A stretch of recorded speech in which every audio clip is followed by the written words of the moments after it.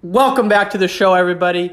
This is Wrestling Changed My Life. Today's guest is 2008 Olympian Andy Hrovat, who spent over a year living in Ossetia, which is a province in the southern part of Russia where the large majority of the world's best wrestlers live and train. And so Andy got a firsthand look at their culture, how they think about training, how they think about mental preparation. And this is something a lot of Americans have always wondered. What the heck are these Russians doing to excel at the level they do year in and year out? And Andy spent a year there. So think you'll find this fascinating. Thanks for listening, and we'll see you again soon. Peace. Ladies and gentlemen, it's time. Enjoy the show. Well, I was a fanatic. There's no doubt a fanatic. My goal was to get carried out of the wrestling room because of exhaustion, and it never happened. The thing it did for me every day about 6 o'clock is that when I got out, I looked back in and there was nobody else there. Bottom line was I didn't reach my goal. So guess what happened? I went back in the room again. But I got some quality time because of just some kind of a fanatic goal.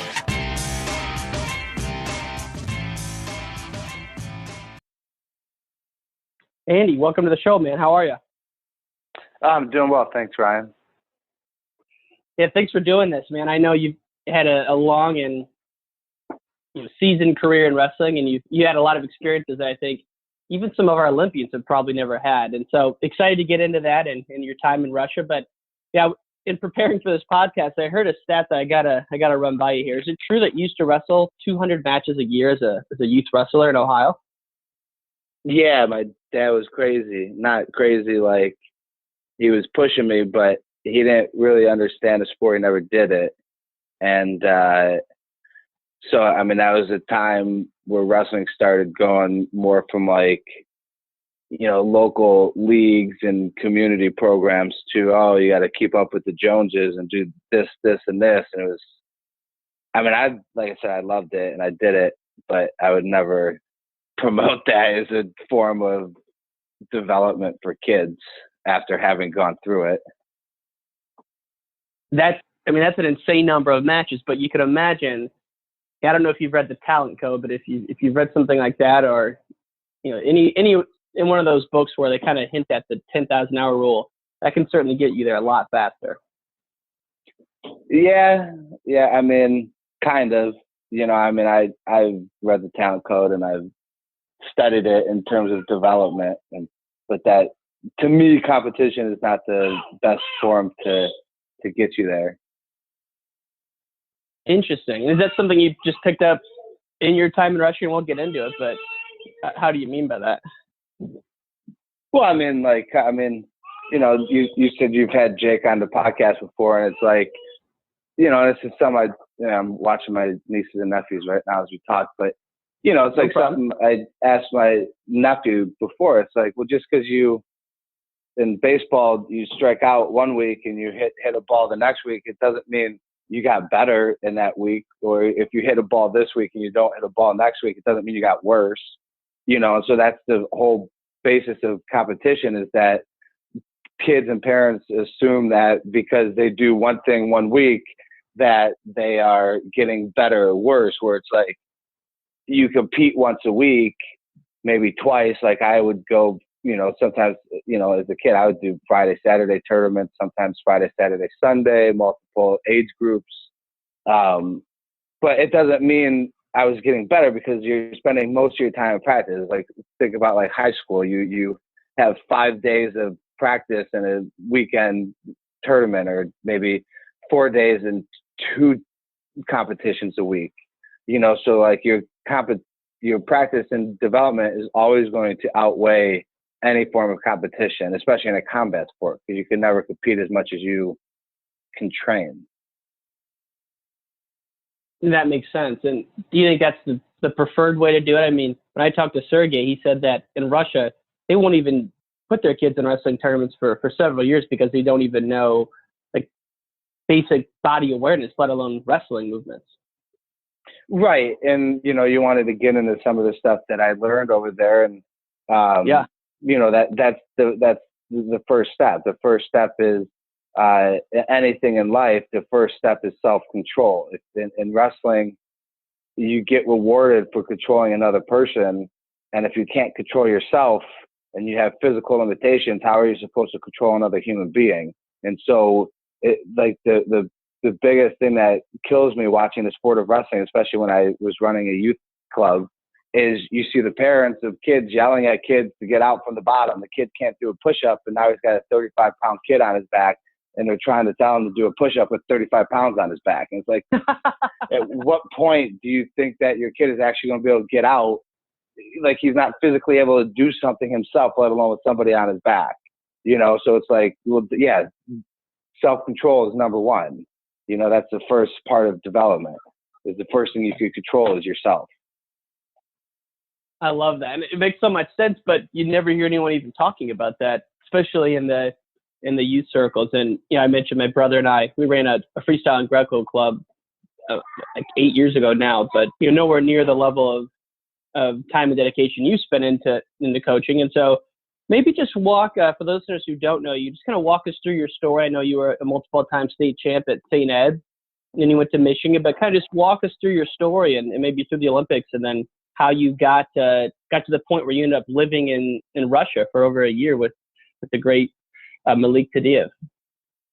Yeah, so like you said, I grew up in Cleveland, which is a hotbed of wrestling, and you know, I started in the YMCA programs. There's been a lot of, you know, great people in the YMCA programs. By the time I went to high school, you know, I grew up in North Collinwood. The Cleveland City schools didn't have any wrestling, so I ended up going to St. Ed's. And, you know, I always tell people that was the best decision I ever made. You know, just because, you know, St. Ed's was coming off of Howard Ferguson, you know, and his philosophy was, you know, just if you want to be the best, you have to compete against the best. And so St. Ed's, we always competed against the best teams and best individuals. And they put me in a position where, you know, I was just getting unbelievable competition, you know, and the expectations of being there wasn't like, oh, we just want you to graduate high school. It was, hey, you're going to graduate high school. You're going to go to college. If you stick with the wrestling, you're going to get a scholarship for college. You're going to wrestle in college, and you're going to be an All-American. You're going to be a national champion. You know, and those are the expectations because other people have done it, right? And so if you have a program where, you know, people haven't done something yet, it's very hard for you to understand that that is a possibility. And there was endless possibilities at St. Ed's besides being an Olympian. That was like the only thing that nobody had done yet. And so, you know, those were just outside the realm of possibility, and I made it possible. You know, I went from St. Ed's to Michigan, you know, where I was a true freshman All-American. And, you know, that was basically because, you know, I went to St. Ed's and I saw everybody else being All-Americans. And so I knew as soon as I got to college, I was able to compete right away and win. And, okay. Could you? It's okay. Yeah, and so I took that, and you know, it wasn't until I was 20 years old, and I went from, you know, Michigan. I went to the Olympic Training Center for the Olympic camps in 2000, and I was hanging around the 2000 Olympic team and training with Charles Burton. It wasn't even until then that I knew that, you know, being a world teamer and Olympian, that was a possibility. So that was kind of... You hit on some things I'd love to go back to, and it's when you're around people who have done something before, kind of like when like a professional football player, his son becomes a professional football player. Like, I wonder how much of it is the actual genes versus just the expectations and self-belief that I can do this too. And like, they can see themselves doing it for a really long time. And I think that's something key from the talent code. Like, what do you think about that? Like, how much of it's genetics versus how much of it's the self-belief and expectations that, oh yeah, it's not some unsurmountable feat? Well, you can't, I mean, it's hard. You can't take that and say there's a percent of the nature and nurture, you know, right. Because you could have somebody, I've heard Mike Tyson talk about his kids, you know, he's like, yeah, I have kids. They want to box. He goes, my kid can't box. He's like, he's like, he didn't grow up like I grew up, you know? And it's like, I grew up in, in North Cleveland, and, it's in a mixed neighborhood. It was kind of rough. And, like, I can never replicate that for my offspring, right? When I start having kids, and it's like, it's hard to say, like, oh, even if they're genetically the same, you could put them in a position to do something. But, there's a lot to say about the environment, and there's a lot to say about genetics. And I still believe that, wrestling is such a broad sport that it doesn't really matter what genes you have, because you have physical characteristics, and there's so many ways that you could put those physical characteristics together to make an ultimate wrestler. It doesn't matter if you have, to me, the 5 physical characteristics that you train are your strength, which is power and speed. So power times acceleration. Then you have your flexibility, mobility. Then you have your proprioceptive awareness, which is your balance. And then your kinesthetic awareness, which is how you move through space. And so if you know what your strengths and weaknesses are, it doesn't matter genetically what you have. You could, if you want to win, you could win, as long as you have to have the want, and you have to have the desire to, put the time in to figure out what works best for you. Yeah, and that's a consistent theme with every guest, is the self-awareness that wrestling gives you. Is you have to take a really hard look, probably every day or multiple times a day, and understand where you need to improve, and then get excited about improving those deficits, or maybe not even improving the deficits, but doubling down on your strengths. I think that's another debate. It's probably for another time. But I don't know, you just said something about the St. Ed's piece about the expectations and self-belief. And I think it's just something where, man, like, what you believe is possible is such seems like a crucial factor in determining one's success, no matter what you're doing, whether it's business, sales, athletics, whatever it is. Well, even academic, right? Like, if you're from a school district, and that's the biggest debate. It's like, we have areas of the country where it's like, education is so poor, and nobody has the ideas of, oh, I could go to, and that's why I want to work with Beat the Streets. It's like, some of those kids in Beat the Streets, they've never known anyone to go to college. So it's like, is that a realm of possibility? And it's like, no, it absolutely is. And as long as you have people in your life who have done it and could push you to that becomes known. And once it becomes known, it becomes a possibility. And so that's what I love of the Beat the Streets mission, is that, they're taking these kids that never knew that it was possible to even go to a college, get them to go to college. We're like, for me, I was lucky enough to be in St. Ed, and, my possibility was, we weren't just going to college. We were going to college, and I was going to college to wrestle and be a All-American national champion. Right. And I'd love to parlay that into this little tiny region, Ossetia, and then, I know Dagestan's there as well. Now, all the wrestlers know this, but for the folks that don't, like, this area of the world produces such a high percentage of world Olympic champions and medalists that it's almost mind-boggling. I think I read an article that said, in one of the Olympics, maybe it was 2008, like, North America, South America, Africa, and Australia produced one medalist, and this tiny region produced the rest. So maybe just kind of talk us through that, and how would you get there? I heard maybe Chael Sonnen was involved, and like, what was it like over there? Just kind of take us through that journey and that story. Yeah, so you hit on the 2008 Olympics, and after the Olympics, I didn't do as well as I wanted. I lost to Cuba first round, and then he lost to Turkey, and so I was out of the tournament. And I started looking at all the people on the medal stands, and I'm like, there's one common theme. These are all the same people. They may just represent different countries. And I was like, well, why are these people placing all the time year after year, and we struggle? It's like, I worked hard as I could possibly work, and I did everything I could possibly do that my coaches told me to do this, do that, and I did it.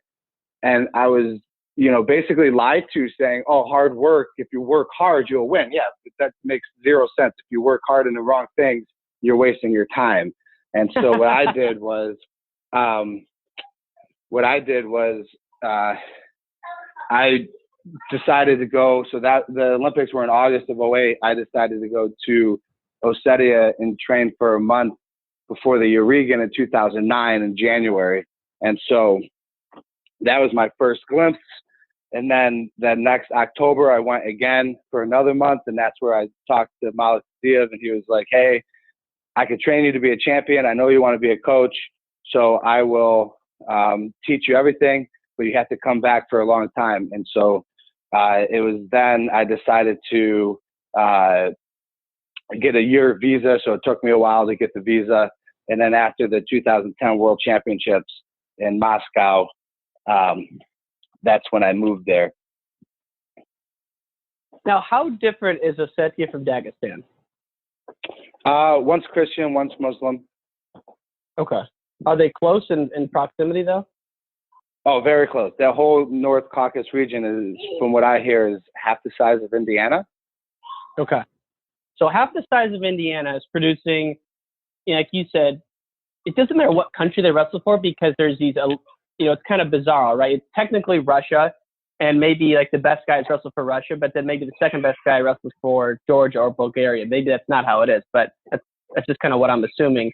But it's not, so it's not the fact that just because they're not with Russia, they're not from that area. They're representing all kinds of countries when in that region. Right. And is that right? Right. And then, yeah. And I was talking about this last night with Seth Pitar. He's I've met him through Twitter, but he's a big international wrestling fan, and he does a lot of rankings. People don't really understand the region. They're not Russian. They don't consider themselves Russian. They wrestle for Russia because Russia occupies them. These people are nomadic. They used to be nomadic tribes people that moved to the mountains to escape Genghis Khan in like 10,000, whatever, 50 something. Right. Right. And so these people used to be on the Eurasian steppe, and that's why per capita, Dagestan is one of the most diverse places in the world. So they all came together to create Dagestan, all the tribes, and to create Ossetia. And, the Ossetians are pretty much one tribe, but then you have the Chechens and Ingushetia, Kabardino-Balkaria, and there's just all these regions down there that, they have tribes and they have religion and they have, they're Russian, and it's like they just have so much that they're a part of that it's hard for people to understand. It's like they don't care if they wrestle for another country because they wrestle for their tribe. They wrestle for their people. Yeah, that's something a lot of people can't, wrap their head around, and sometimes they feel like it's foul play, but to your point, like the country doesn't mean anything to them. Like they're part of their people or their tribe, so to speak. Now, what's it like over there? Where were you living? Like, was it a house, apartment? I mean, it's a very modest place for people who don't know. What was it like? Yeah, it was like a step back in time. People walk everywhere. There's no nightlife because the women are in their parents' house until they get married. So you'd go out for dinners. It's just a little different than I was used to. But I was living in a dorm. I was living in a dorm in the woods. It was strange at first because, they're in southern Russia by the Georgian border. They were playing war games all the time, just to intimidate Georgia, So like when they, in 2008, when they, Russia didn't invade Georgia, they intimidated them and Georgia shot first. And that's kind of when they started the war. But, that was the stuff that I was dealing with in terms of over there, so it was just a little different, being down there. I can't even imagine. And I would think, though, as an athlete, like simplifying your life like that really got you clear on what mattered and removed a lot of distractions. Like, and I know you've probably been asked this question about a billion times, but if you had to distill why this one region is so successful in the sport, like, what does it come down to? Is it the coaches? Is it the expectations? I mean, what is it about it? Well, it's a culture for sure. They have a culture. They have a long culture of, fighting in terms of like my tribe, your tribe. They're in the mountains. They take pride in it. They have, they have people in other areas, it's like Ohio and Pennsylvania, right? Like you have those people competing against each other. It's kind of the same thing, but you have the best athletes in the world. And, they've had a development system since the 1950s, since after World War II. And they haven't changed their training no matter what the rule set is. We're like in America, it's like we have no standardized training. And so like after the World Championships last year, Tatia had an interview where he said the difference between America winning it 2 years ago and us beating them, even though we had, 3 world champs last year? He said the reason is because we have a system. We have a school. Like the Russian school of wrestling is better than the American school of wrestling. It's like, there is no American school of wrestling. It's just, I train my athletes this way because that's how I've always done it. And nobody has any science behind any of their training, not even college coaches. It's like, you think you're like, you're at the pinnacle of college. It's like, these coaches have no clue what they're doing.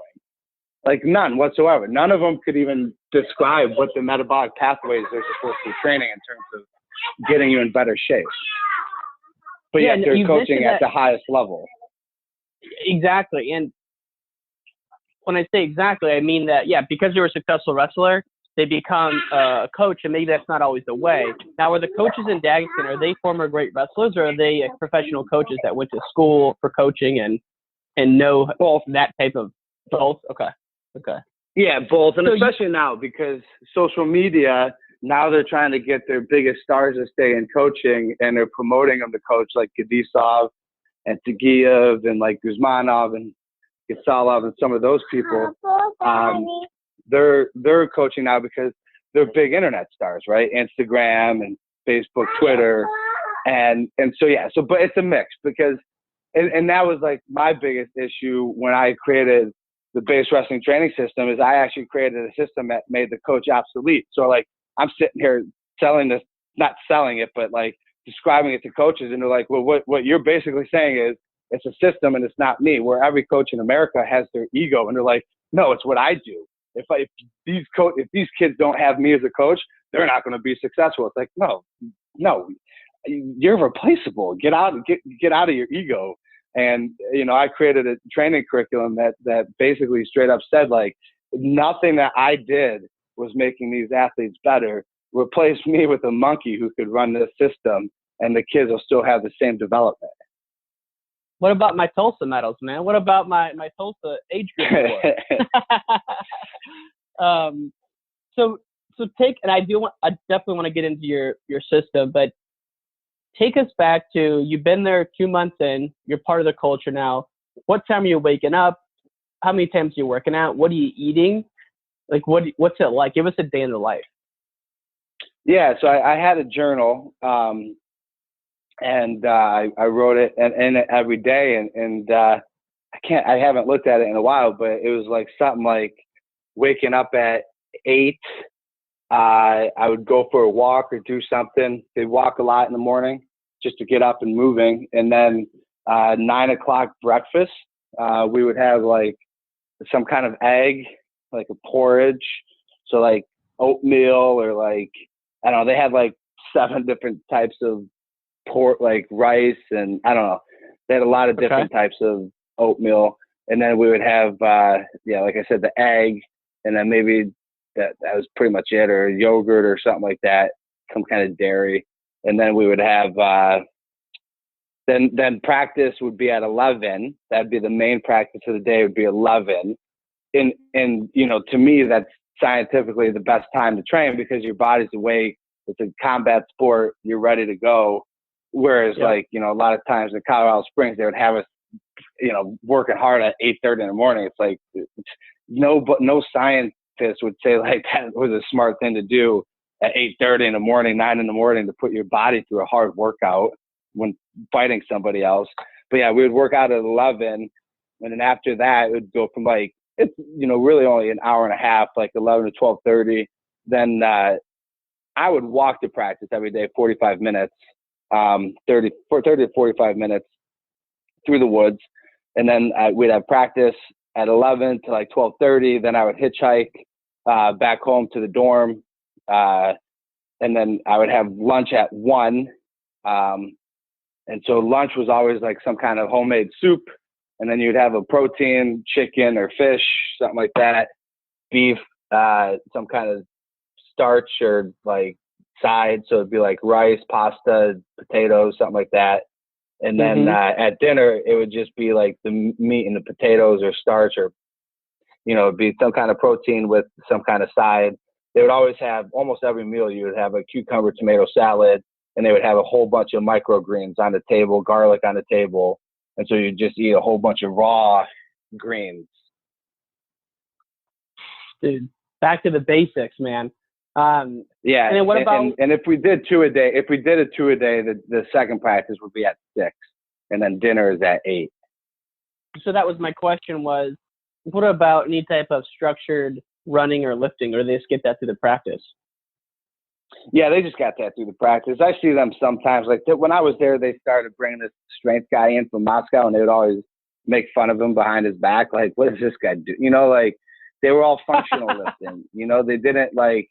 They didn't understand the concept. They did a lot of rope climbs, a lot of plyometrics.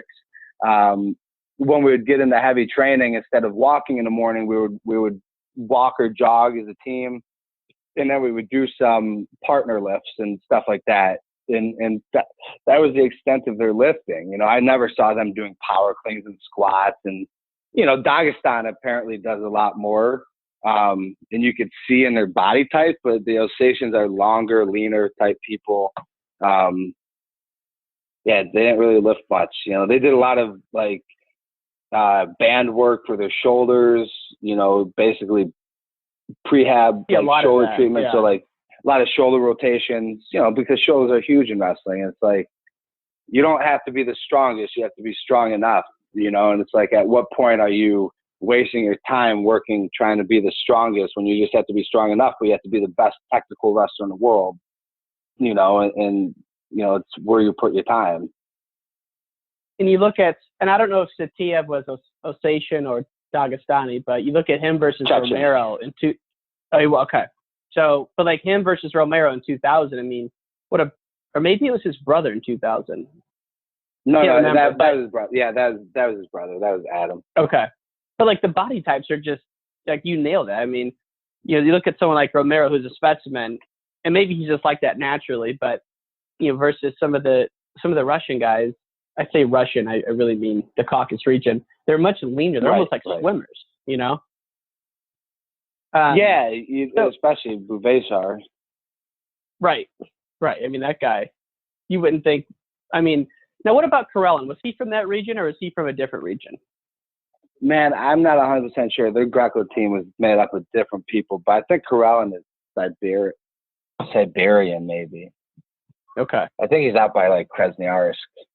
I mean, they have outliers once in a while, because the Beloglazovs are from Kaliningrad, which is part of Russia that's not even part of Russia. It's like by Lithuania and Latvia still. They just kept like this tiny little port that is still considered part of Russia. And they spent a lot of time in Ukraine too.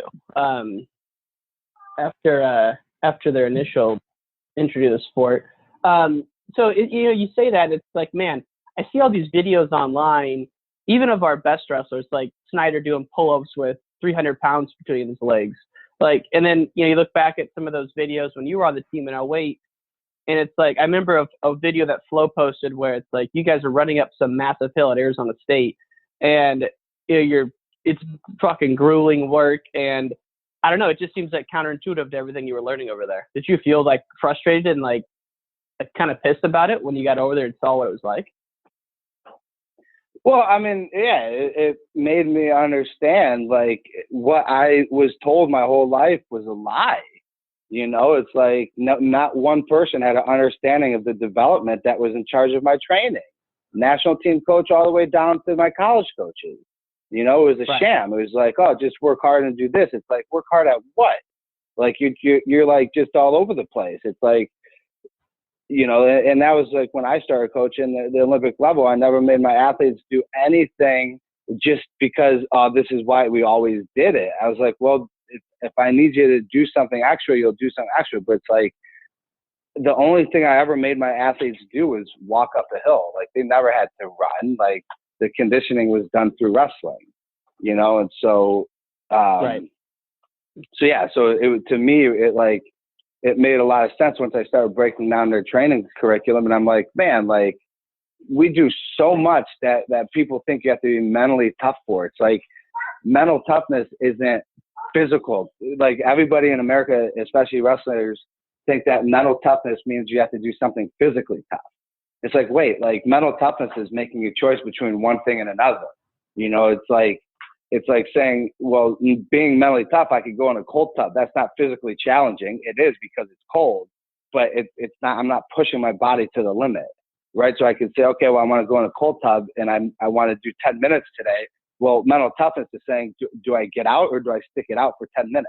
It doesn't mean I have to push myself to the hardest possible limit, you know, and to be honest, and that's the lack of understanding in terms of training the metabolic pathways. If you don't even understand what the metabolic pathways do, you're never going to understand that it's a progression that no matter, you can't just do high intensity work all the time and say, okay, well, you're going to be in great shape. It's like, no, there's a time where you got to train slow and learn. And then there's a time where you got to train medium. And then there's a time you got to train high intensity.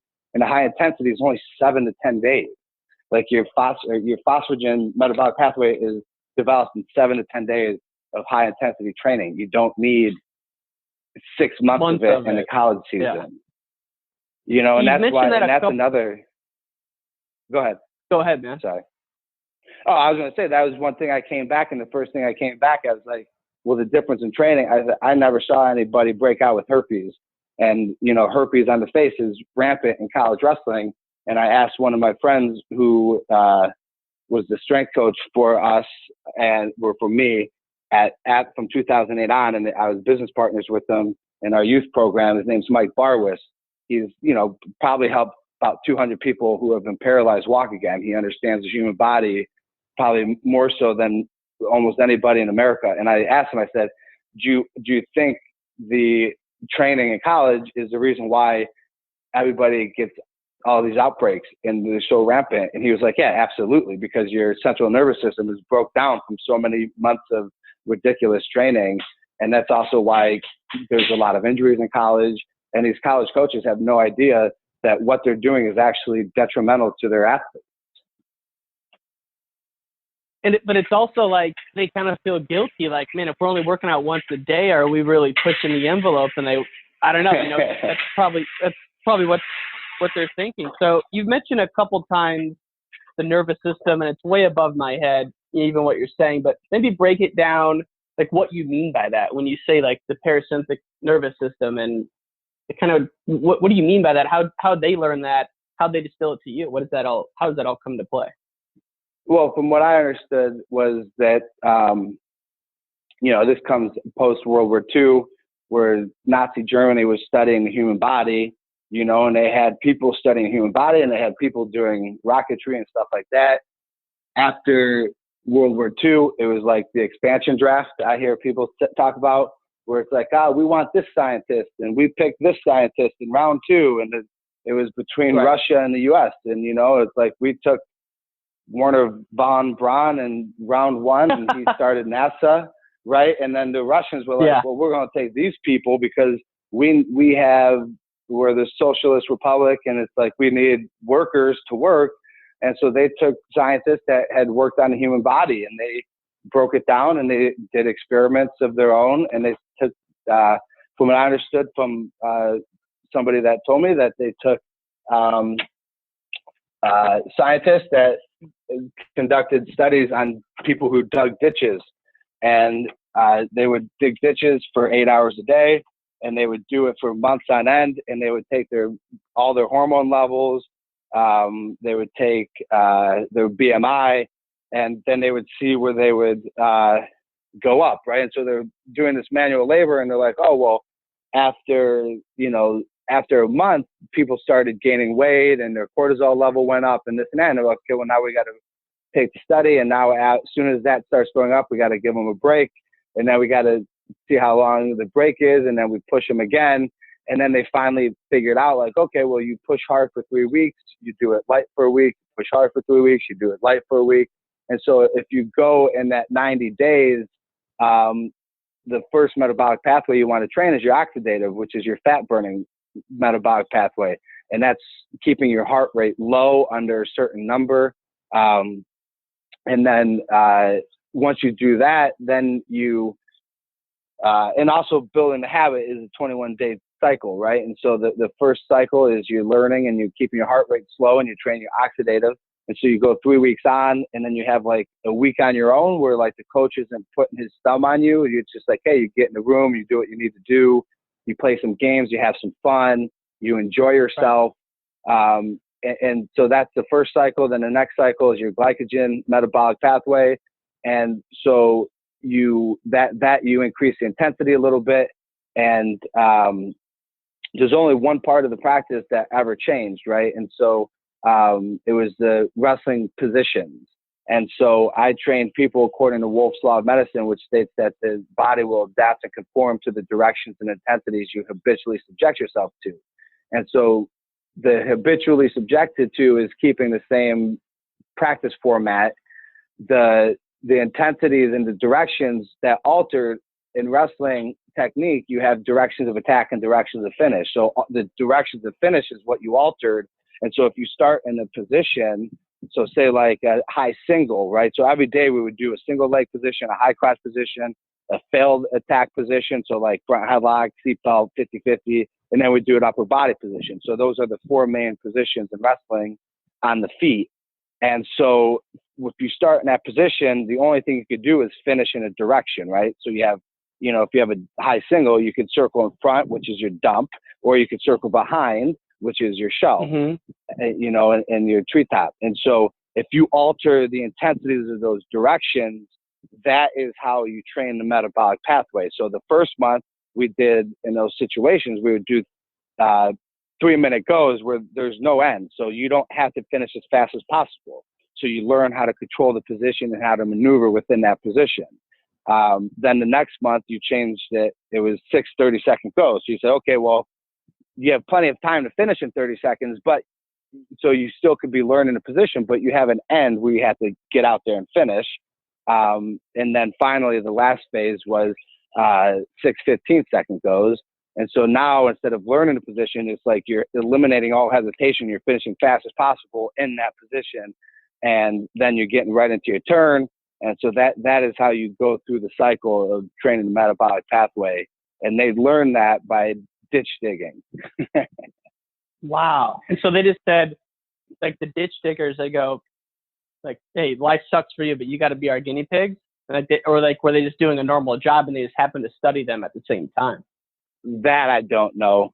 But Okay. but the technical aspect of the sport with how they understand how to teach it between the, so technique in wrestling is only control and only direction. That's the main component. And that's my intellectual property that I copyrighted. Is like, okay, well, when you break down technique, you have what you can control and what direction you can go in. You have a direction of attack, what part of the body you can control, and then what direction of finish. And they learn that from chess. I mean, chess is an ancient game, right? Like Right. I saw yesterday that there was a 900-year-old chess piece that just sold for 700,000 pounds, right? So like chess has been around forever. And so and this came from Josh Weisskin's book, Right. The Searching for Bobby Fischer. And so like this made me really understand the technical aspect after listening to his book when I came home. And so he said that in America, when American kids learn chess, they learn chess with every single piece on the board, right? So if I make a move, you make a move, then I make a move. There's millions of ways that game can finish. There's a million plus different outcomes. So like there's something in science called combinatorial explosion, where it's like there's way too many possibilities that you're never going to be able to make a connection to understand what possibilities there actually are and where you should be putting your time and your effort, right? And so when Eastern Europeans learn how to play chess, they learn how to play chess with a king and a queen. And so you learn you learn the two most important pieces. You learn how to control that board, and then you learn what directions they can go in, right? So when I broke that down, I said, oh, this is simple, right? And so we kind of talked about this before we went on the recording, but there's 5 things that I learned with the Russian training system. Is one, the first thing that you can control is yourself, right? Wrestling is a sport where you get rewarded for controlling another person. If you can't control yourself, no luck you're controlling another human being, which is why I see like martial arts studios. Oh, this is self-defense. No, it's not. You can't defend yourself unless you can control yourself. You're teaching people how to do something that they're never going to be able to apply, right? So that's not self-defense. Self-defense is number one, learning how to control yourself. Step number two is controlling your environment, right? What does that mean? It's the chessboard, it's the wrestling mat, it's the soccer field, it's the baseball field. How do you control that environment, right? You have to know where you are in that space for the game, right? So step number one is control yourself. Step number two is to control your environment. So wrestling, the environment is the mat, right? So you could circle left, circle right, move forward, move backwards. And then you could use body fakes, you could use level changes, and you could use hand fighting to control the space, right? Because hand fighting is not controlling the other human being. There's zero control in there, right? Like, don't say zero, but there's minuscule control when you're actually hand fighting somebody. Dude, right? you hate hand fighting. I love hearing you go and rant about hand fighting. No, it's ridiculous. God. Like that, but hand fighting is 1/3, right? So like, it's actually 1/4, right? So there's movement, there's body fakes, there's level changes, and there's hand fighting, right? So when you just focus on hand fighting, you're not focusing on level changing and body fake, right? And so you got to put it all together. Like, and it's just like, they think we're cavemen in Russia because all we want to do is fight with our hands. They're like, you guys have no technique. That's ridiculous. So you control yourself, you control the environment, and then number three is you control your attacks, right? And so controlling the environment is to set up the control for your attack, right? Because that's the first direction, what your attack is, right? You can attack upper body, attack lower body. And then from there, then you get into a situation, right? Once you attack, then you actually get into a real wrestling situation, which is right leg, left leg, fail attack, upper body. Right, those are the four. That's simple. Those are the four. It's that simple, right? Upper body, you have over under on one side, double over under, right, which is what we typically think of over under, and then you have 2-on-1, right? That is all upper body, and then you have then single leg. You have high single, right, medium left, single, right, left. You have 4 positions in each leg, and then you have fail attacks, which I said, front headlock, seatbelt, 50-50 position. That is all of wrestling. And then once you're in the situations, then you have your direction of finish. So that's the 5th, right? So control the situation, then control the finish. And you want to talk about how wrestling changed your life. Well, this is life, right? Like, if you want to change the outcome of your life, you have to look at all of that, right? So in anything, in school, work, family life, you have to, one, have self-control. You have to change your environment. If you want to change yourself, like right now I'm trying to help my brother with his diet, and it's like, well, no, why are you putting all that pressure on yourself to make decisions in your house when the first decision should be at the grocery store? Don't buy it. Then you won't ever have to make a decision if you're going to eat something bad or not. Right? You make the decision once, not millions of times when you're walking by your pantry. Right? That change your environment. Right? So, like, you don't have to do these in order, because to me, you want to start with the end, because if you want to change your direction of life, you want to start at the end. You want to tell yourself that story, right? So in wrestling, the end, the finish is actually moves, right? In life, that finish is telling yourself a story. Like, I'm going to college. I'm going to be an All-American. I want to be a millionaire. I want to do this. I want to be a doctor, right? And so you start with your story, because nobody's going to change themselves in dumb luck into doing something amazing, right? And so there's a lot of correlations to me in what you can control in wrestling and how you can control your life, right? So start with self-control. Make sure the environment you're in is good. Surround yourself with like-minded people, right? You're the sum of the 5 people that you surround yourself the most. Then it's like, hey, your attack. Right. So like for me, I said, before I went to Russia, I was working my ass off and I was doing all the wrong things. Right. I wasn't attacking the right thing. So learn what the best focus is to get the most gains out of what you're trying to accomplish. Right. So what are you attacking? Right. And then the situation is really hard for some people because controlling a situation means being present in that moment, right? If I was on my phone looking through Instagram while we're having this conversation, I wouldn't be in that moment, right? My mind would be spaced out and I wouldn't know what I was doing, right? So being in a situation is actually just being present, which is very similar to wrestling. Be present. Don't try to get to a finish and get to somewhere that you have no understanding of. And then obviously, like I said, you always want to start with the finish. So control yourself, control your environment, control your attack, control your situation, and control your finish. And that's all you need to focus on to get better, not in wrestling, but in life and anything else.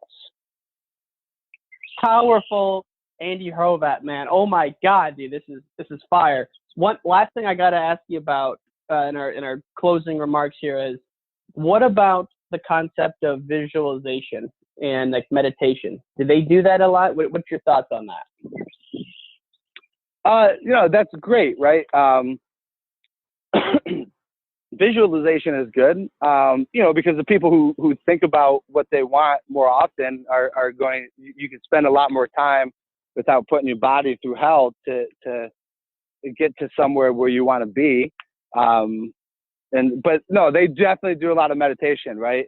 And this is one thing when I first started talking about controlling yourself, right? So controlling yourself is, there's certain things that you could do every day to control yourself. You eat, you drink, and you breathe, and then you have your activities and you have your rest, right? And so meditation is a big part of self-control because you can meditate and breathe different ways to either get yourself into your sympathetic system or your parasympathetic system. So your fight or flight or your rest and relaxation.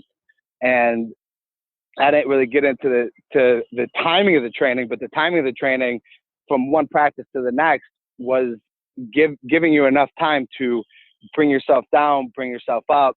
So you have like little mini cycles within the cycle of a month in terms of when you go hard and when you go light. But the breathing is a huge component. And I blew Jordan Burroughs' mind when I started talking to him about it. He goes, you know what? I never thought about this before. And this was probably like 2013, 14-ish.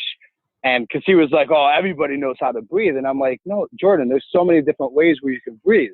And we started talking about it. He's like, oh, wow, because breathing is a form of fuel, right? Like your oxidative system is, oxidative is breathing, right? It's fat. It's, and you could definitely alter that you could alter your life by doing that, right? And then the more you could breathe and have a singularity focus of just blocking everything out, then when you're in a situation, you're actually more present. And so it actually feeds off of each other. So are you talking about like Wim Hof techniques, or are there other techniques that are, there's millions, I'm sure, but like, is there anything that the listeners could look up to maybe start to dabble in this?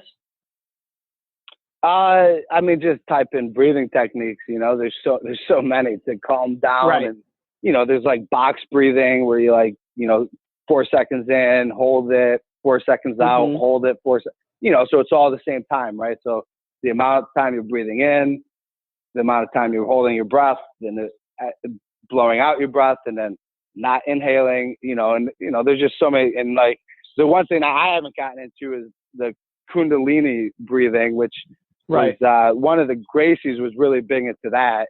But that's what I want to get into next in my yoga practice, because I just went from Bikram to Vinyasa, and eventually I'll get into the Kundalini and learning how to, they call it the breath of fire, right? So if you want to get yourself pumped up and ready to go, that's what you want, right? But in between matches, you want to have your parasympathetic nervous system where it's rest and relaxation, right? Which is, to me, like kind of funny, like,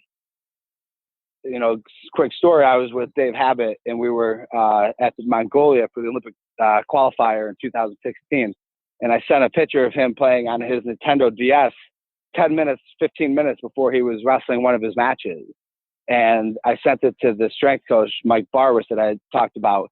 And he goes, oh, good, he's ready to go. I sent him a picture of Dave Habit playing a video game. He goes, oh, good, he's ready to go.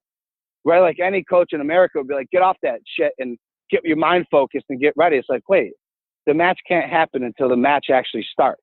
So there's no point wasting your energy thinking about this match. You've already done the training. You already know what to do. You just got to flip a switch and get on the mat and go. And so what he would say, he said, like, he used to see Kale playing video games. It's like, no, you want to get out of your mind and you want to be involved in something and do something. So draw, write, play a video game. It gets you out of being in that moment, which takes you to your parasympathetic. And so now your body's resting and recovering while your mind is doing something mindless. And then, you put it down. You're like, okay, you're in the hole. Then he puts his thing down. He gets up, he gets ready, and he goes out and he wins his next match. And it was not only because, but it's like, hey, that was part of the reason. It's like, hey, I don't need you to be ready until the match actually comes up, right? And so, how the hell are you not breathing studying, man? This is insane to me. Like, all this knowledge. Like, I know you're working with Beat the Streets now, but dude, I feel like you should be running some type of academy somewhere with like a boarding school of kids. I don't know, man. Like, what do you think about it? I mean, like, I've been offered, but that's not what I wanted. Like, I wanted to do business. I never thought coaching was a full-time job. Like I said, like, I think that I could train people and I could give people the tools and knowledge to do it. But when I was coaching for the 8 years I did, I mean, it to me, like, I'm more of an introvert, and it's like the amount of relationships and the amount of time you have to foster those relationships to making great athletes was way too much than I ever saw myself being able to be involved in. I loved it. I loved every minute of it, but it put a toll on my marriage, and it was very difficult having those intimate relationships, because you got to be able to do everything for your athletes. And I did do everything possible for my athletes. Anything they needed, I would do. And that to me was too difficult, and I knew you could do it, 8 years really at a world-class level, and then you're toast, you're fried, maybe 12 if you have a good support group. I didn't have a good support group where I was at, so like I couldn't have gone 12, right? But if you have a good support group, 8 to 12 years, you could do anything at a world-class level. After that, you kind of just coasted, right? And you see it at college level. God. Yeah, I mean, I'm just blown away by this conversation. I'd love to have you back on, man. I know we're at the top of the hour here. But, man, appreciate your time so much.